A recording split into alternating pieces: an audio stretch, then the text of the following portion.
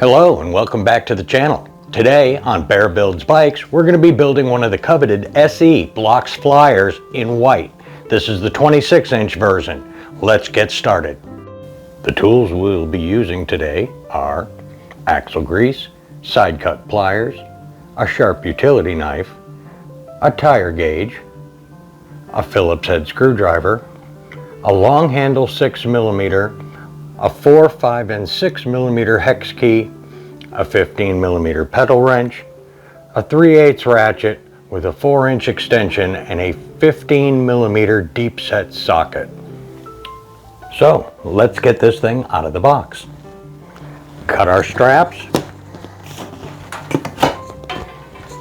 and then right at the front edge of the box, staying away from anything inside, go ahead and slice the box open.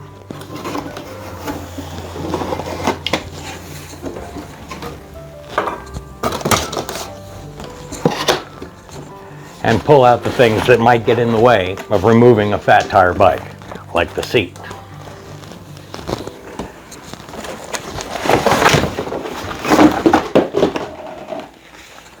Very well packed bike.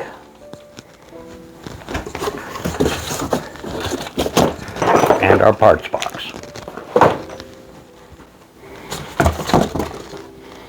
Now, as always, our cardboard goes in the cardboard box, our plastic will go in another receptacle. So one of the first things I like to do is to grease the seat post. Then we're going to unpack our seat.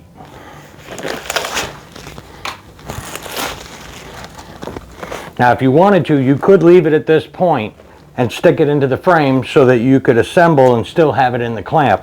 That way the seat itself stays pretty protected throughout the process. With our 3-way, put it in deep enough so that you have enough room on the clamp. So now with our cutters, we'll cut the zip ties that hold the other wheel on.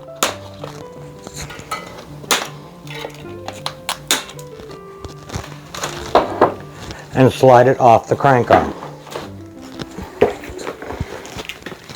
Now we can put the frame up into the clamp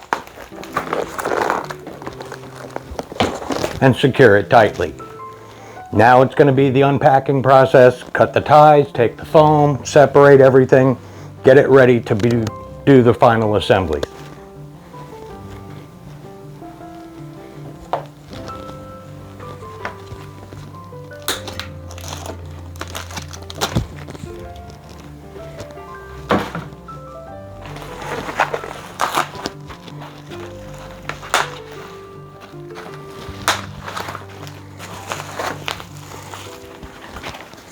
Alright, so the first thing we have to do, obviously, is get these handlebars up off the floor. 6mm Allen. Twist out the cap bolts.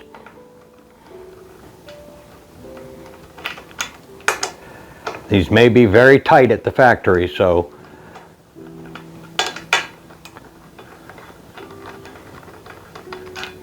lift your cap off. Take your handlebar, follow the cable around, lay your cap back on, start threading the bolts by hand. Wait till they start, don't force anything. If it's too much of an angle and they're not lining up, move the cap, but get them all started before you start trying to adjust anything and torque it down.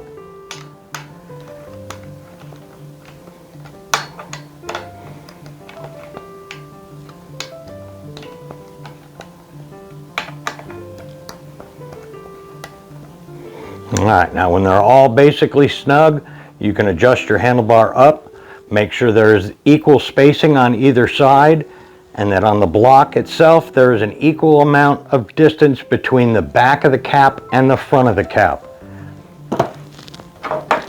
Now we'll use our 6mm long to get around the handlebar, and just snug these up for now, get them to where the handlebar is not going to move. So you don't want it falling over and chipping the paint. And we'll be able to adjust that once we have it on the ground. Next, we're going to open our parts box.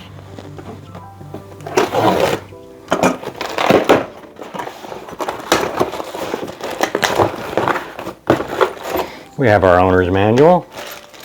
We have some reflector brackets, our pedals, one of the rear pegs, the other rear peg, the front reflector, the rear reflector,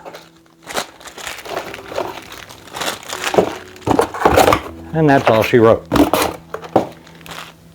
Only a few things left to install: the rear pegs, the pedals, the reflectors, and the valve caps. So one of the things these bikes are notorious from out of the package is a drivetrain that is entirely too tight. We have to take the axle nut off anyway to put the pegs on, and we will adjust that one side at a time.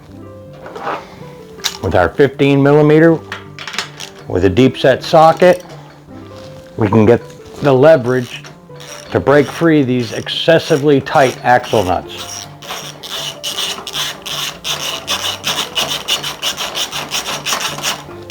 Once you have the axle nut free, you're going to put your washer right on top of it. Very carefully slide your peg over the whole unit and then gently work it back onto the axle.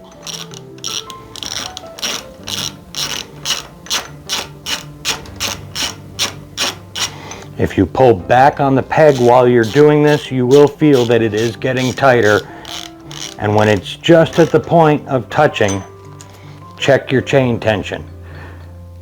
This is about where it should be. You should have just enough in it. So if you hold the chain in that position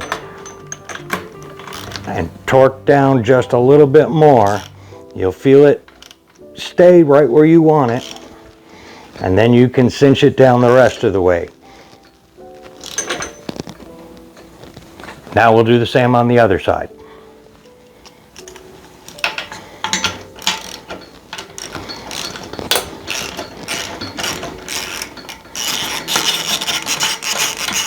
It's also worth noting that we are trying to keep the wheel centered in the frame. When we tighten this side down, we want everything to be even on both sides. So I've always been a big fan of make it stop before you make it go, but in this case we had to set the drivetrain tension before we could set our brakes because we didn't know where the wheel was going to end up.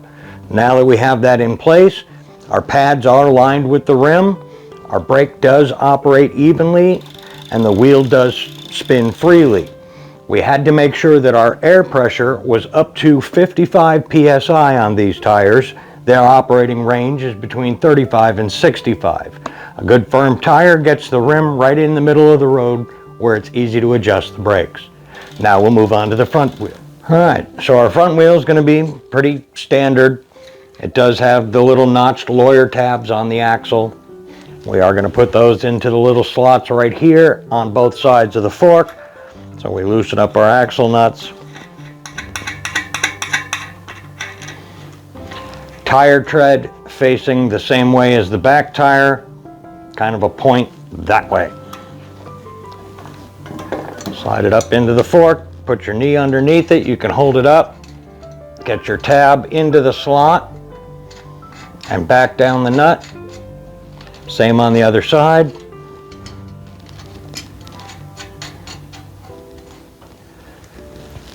Again, tire straight in the fork. You can remove your extension, but the 15 millimeter socket is definitely the better way to go here because you really don't have room for the body of a wrench. We'll hold our tire in place as we give it a little bit on each side to make sure it's going to stay right where we want it.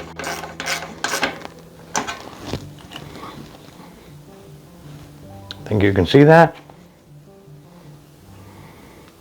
Right down the middle of the fork. Now we go ahead and torque it down.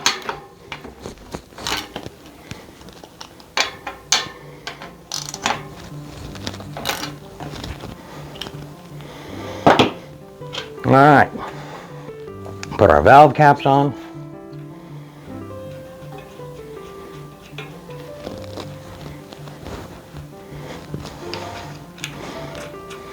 Alright, last major component of this build is to put on the pedals. The insides of these are stamped with the R and the L, so we know right and left. We're going to grease the spindles, as always,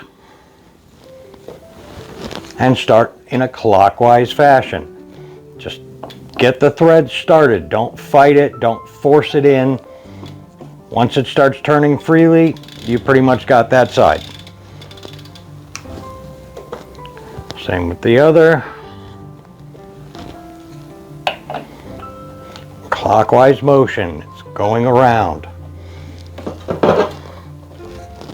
Got our 15mm pedal wrench. These bikes are freewheel. Pedal it backwards.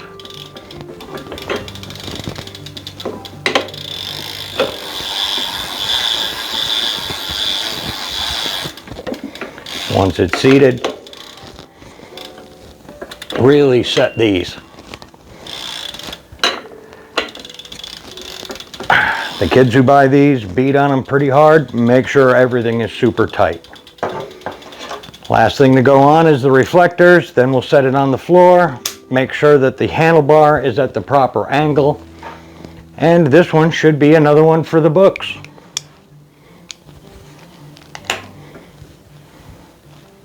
So now we're going to set her on the floor and get the alignment taken care of. Make sure all the head bolts are tight.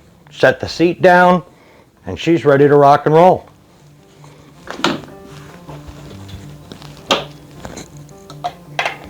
Tighten down your clamp bolts on both sides. Set your handlebar angle to where you want it.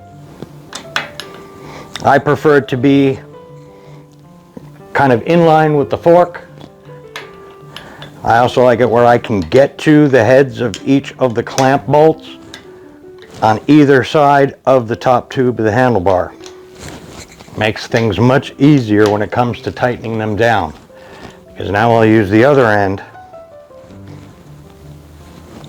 and make sure that they're right at their torque.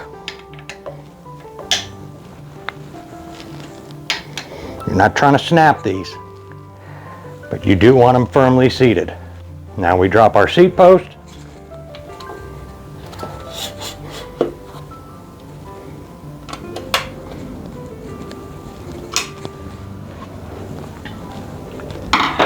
And there we have a completed Blox Flyer. I hope you enjoyed watching this video. I hope that you'll like, share, and subscribe. Have a great day.